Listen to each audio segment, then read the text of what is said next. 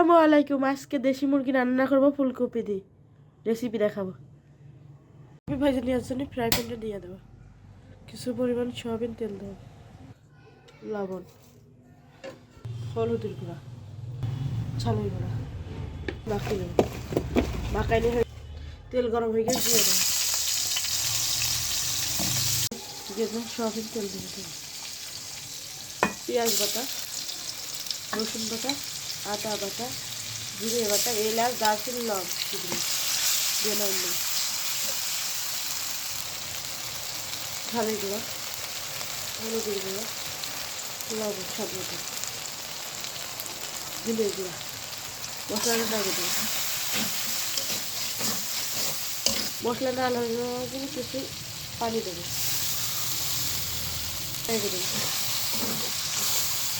ফুলকপিটা উল্টে দেবো, পানি হয়ে গিয়েছে দিয়ে দেবো, সরষে বাটা রেখে দেবো, আস্তে আস্তে কষাই দেবো। ফুলকপিগুলো উল্টে দিলে ভাজা হয়ে গেছে, ওটা ঢেলে দেবো। মুরগি মাংসটা রেখে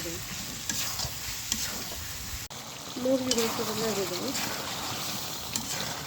কষানো হয়ে গেছে। এবার এটা ফুলকপি ভাজা দিয়ে দেবো, ফুলকপি ভাজা ছিল দিয়ে দেবো, ফুলকপি আরাম